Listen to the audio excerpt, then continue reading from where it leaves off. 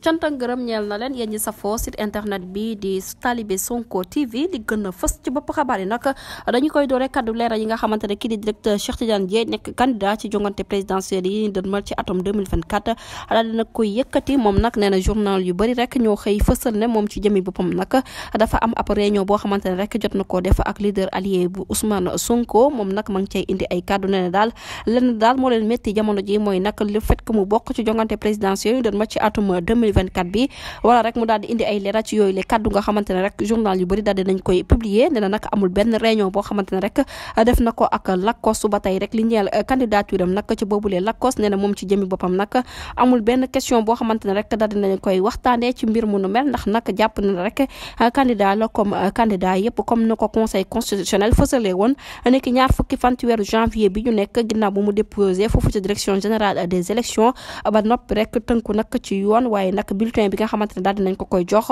mu daal di koy yóbbu fi nga xamante moom mooy ca département yeeg ci arrondissement yi moom ci jëmi boppam nag nee na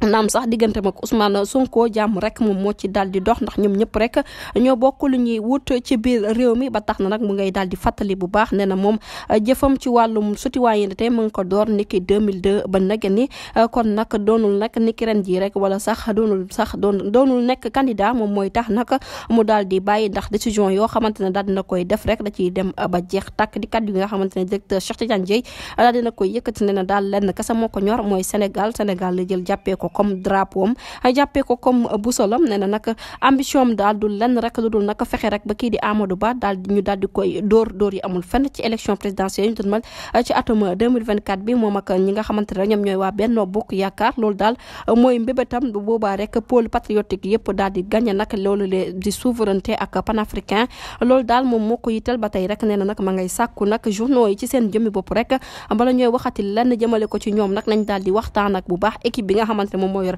wàllu communication bu nekkee rek information bi ñuy joxe da ko daal di concerné di kaddu yi nga xamante ne kii di Cheikh Tidiane Dièye nekk président bu ñu bëgg daal di nag koy yëkkati benn jëf ci teewlu bi bu leen fàttee abonné bés cloche de notification ngir amaat yeneen info